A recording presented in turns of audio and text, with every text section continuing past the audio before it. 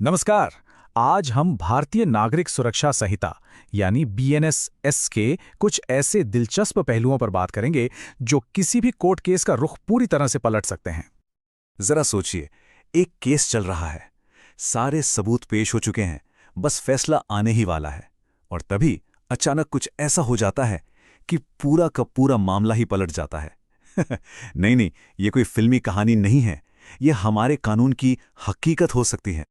दरअसल भारतीय नागरिक सुरक्षा संहिता 2023 में ऐसे कई नियम हैं जो कोर्ट की कार्यवाही को एक अनएक्सपेक्टेड मोड़ दे सकते हैं। तो चलिए आज इन्हीं में से कुछ खास धाराओं को करीब से समझते हैं जो ये दिखाती हैं कि हमारा कानून कितना प्रैक्टिकल हो सकता है। तो चलिए शुरू करते हैं। सबसे पहले बात करते हैं बीएनएसएस की धारा 276 की। ये छोटे मोटे मामलों में एक बहुत ही कमाल की सुविधा देती है, बिना कोर्ट आए अपना जुर्म कबूल करने की। इसे एक आसान से उदाहरण से समझते हैं।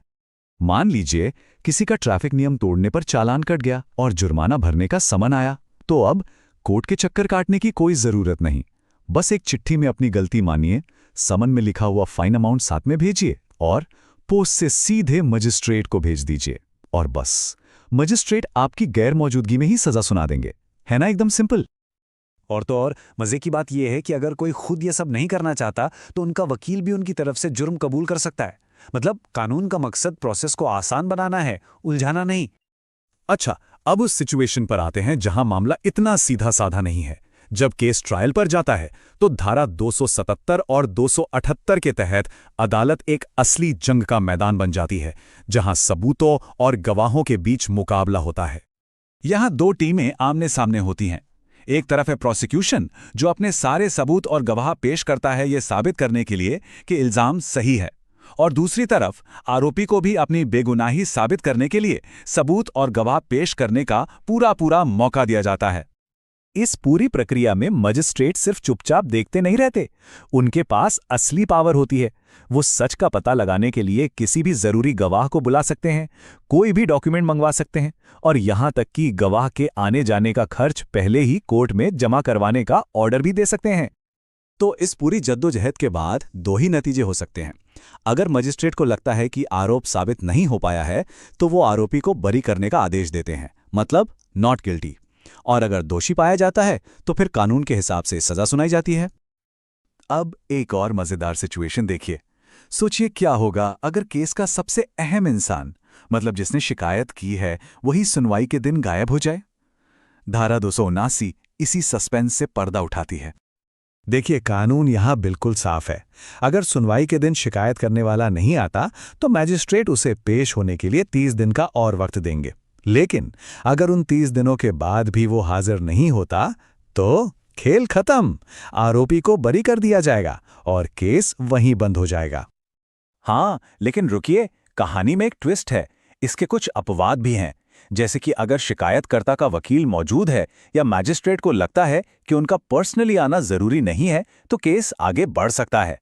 और यही नियम तब भी लागू होता है जब शिकायतकर्ता की मौत हो जाती है। हमारा आखिरी सीन जुड़ा है धारा 280 से, जो लड़ाई झगड़े का नहीं बल्कि आपसी समझ और सुलह का रास्ता दिखाता है। कानून ये खूबसूरत इजाजत देता है कि अगर शिकायत करने वाला चाहे तो कोर्ट का फाइनल ऑर्डर आने से पहले कभी भी अपनी शिकायत वापस लेने के लिए मजिस्ट्रेट से रिक्वेस्ट कर सकता है। ये दिखाता है कि कानून सुलह को भी बहुत अहमियत देता है। और इसका नतीजा क्या होता है? एक शब्द में, बरी।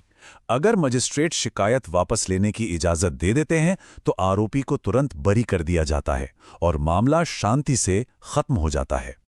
तो आज हमने अदालत की कार्यवाही के कई अलग अलग रंग देखे। घर बैठे जुर्म कबूल करने की सुविधा से लेकर गवाहों के ना आने पर केस खत्म होने और आपसी सहमति से मामला सुलझाने तक। ये टेबल हमारी आज की पूरी चर्चा का सार है। धारा 276 यानी घर बैठे जुर्म कबूलना, 277 और 278 सबूतों के आधार पर फैसला, 279 शिकायतकर्ता नहीं तो केस नहीं, और 280 यानी आपसी सहमति से केस वापस। हर नियम न्याय की प्रक्रिया को बेहतर और निष्पक्ष बनाने में एक जरूरी भूमिका निभाता है।